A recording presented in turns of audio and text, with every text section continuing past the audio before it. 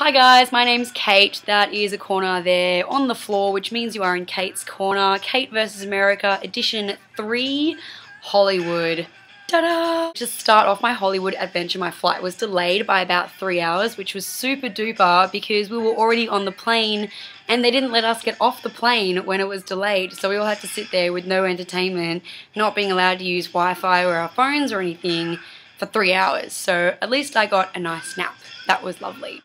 So then I got into Hollywood a lot later than I had expected. So I basically, on the first day, just had time to get dinner. I went walking around trying to find something that looked really good and healthy, and I ended up walking for about an hour and a half. So I got a burrito and then walked an hour and a half back to the hotel.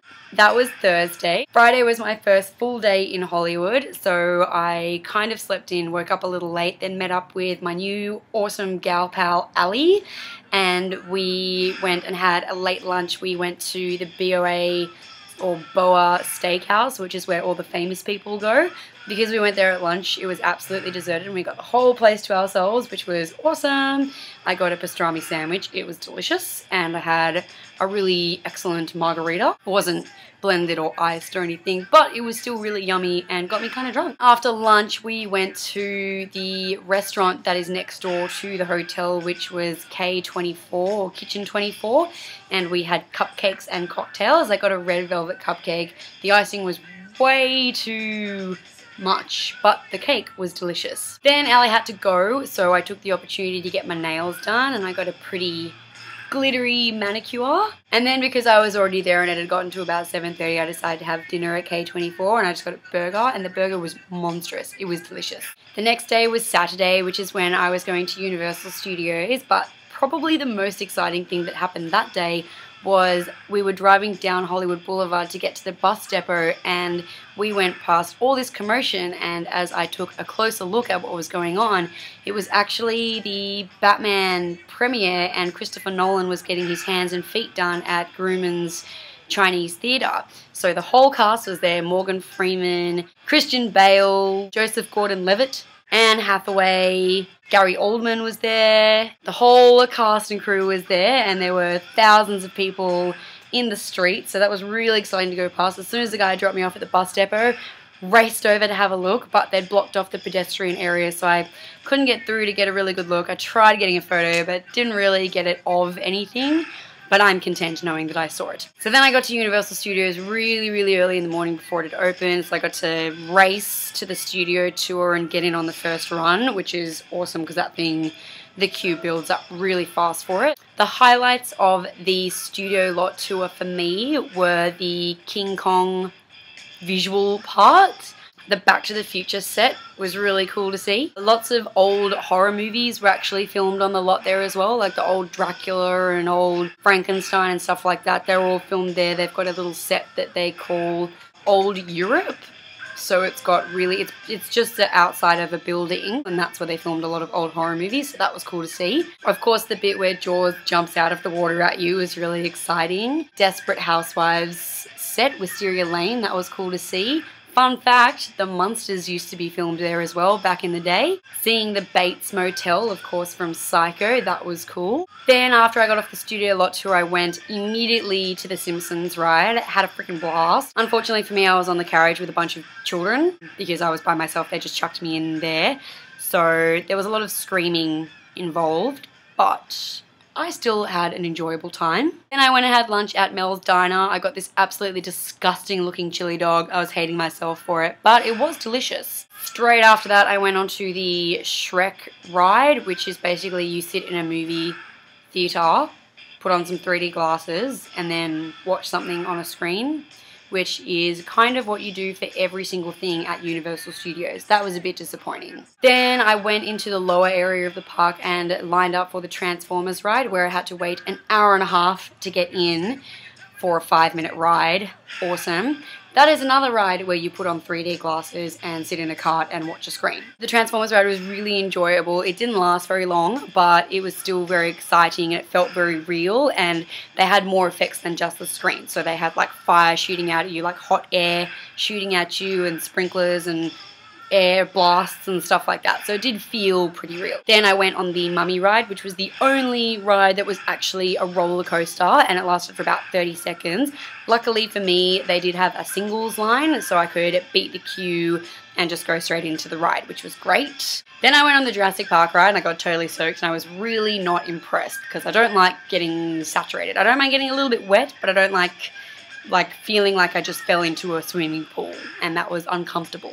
So I went on the Mummy ride again straight after that to dry myself off. Then I made my way back up to the other end of the park and I went on the Terminator ride, which was also wearing 3D glasses, sitting in front of a movie screen and having stuff happen in front of me. Overall, I did enjoy my day, but I probably would not pick to go back there because I am a fan of roller coasters, not just sitting in a car wearing a pair of sunglasses. So then on Sunday, I took a walk up to the Sunset Strip and I looked at the Viper Room, Whiskey A Go Go, the Rainbow Room, the Roxy, all those kinds of places.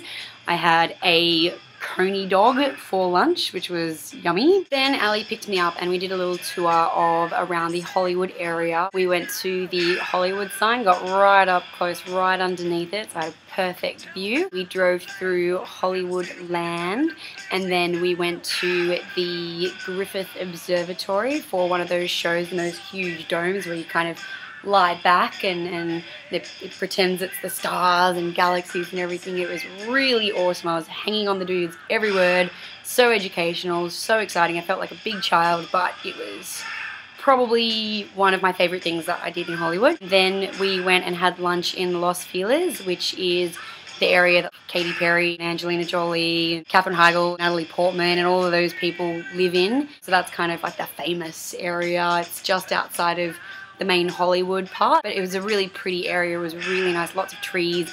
The Greek theatre is also there, which is where the whole Get Into the Greek thing was about. I didn't realise that was an actual place, so that was cool. Then Ali dropped me off on Hollywood Boulevard and I went and looked at the Grumman's Chinese Theatre. I took a little tour of that place with a tour guide that works there. That theatre is beautiful. It actually used to host the Oscars, the Academy Awards. Didn't know that, so they did 1944, 45 and 46, and I went and had a look at all the handprints and everything out the front, and then I walked along Hollywood Boulevard and had a look at some stars, had a look at some shops, and I came back and went to Baby Blue's Barbecue for dinner. And I got some ribs and they were awesome. Then Monday was my last day in Hollywood. I went and had breakfast at IHOP because it was really close to my hotel and I couldn't be fucked walking anywhere for food. I got a eggs, hash, bacon and pancakes combo and I wolfed the entire thing down. I was starving. It hurt afterwards, but it was totally worth it. Then I took a walk up to Sunset Strip and walked around. I saw the Girls, Girls, Girls strip club from the Motley Crue song and video clip. I saw the Chateau Marmont, which is beautiful. It looks like a really giant castle. Also walked past a place called Pink Taco, which I giggled at for several minutes on the side of the road. Took a big walk down there. Didn't realize how long I had walked for and then had to walk all the way back. Stopped off at House of Blues to collect my Steel Panther tickets for that night. Then on my way back, instead of going down the main strip, I took a walk through some of the smaller streets and I found this really nice street called Harper's Street, and someday I would like to live there. It's very pretty, it's lots of trees, all the houses are really old school, beautiful houses, and I would love to live in one of them one day. Then I came back to the hotel, packed everything up, got ready. Ali picked me up and we went to dinner at the Rainbow Room where I got the most disgusting looking cheese ravioli I've ever seen in my life. Then we went to Steel Panther at the House of Blues. I met Michael Starr after the show. I went up and gave him a high five and told him I thought he was awesome. He was like, "Where are you from?" And I said, "I'm from Sydney, Australia." And he goes, "Yeah, we're playing 2 shows there soon." And I was like, "Yes, I'm aware."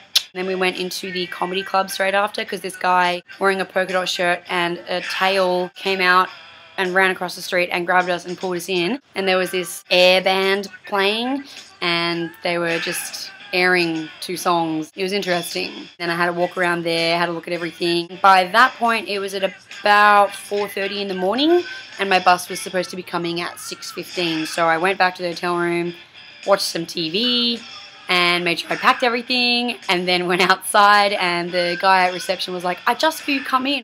That's how Australians do it. Waited outside. The bus was 45 minutes late, so I probably could have managed a nap in there somewhere. Hit the road and came to San Diego. I'm not filming in Hollywood. I'm in San Diego, but whatever, I was having too much fun to record anything then. That pretty much wraps up Kate's Corner Hollywood edition. Kate vs. America, still plugging on. Luckily now I have some lovely company. Debbie over there. The one-man Wolfpack portion is over. Thank God.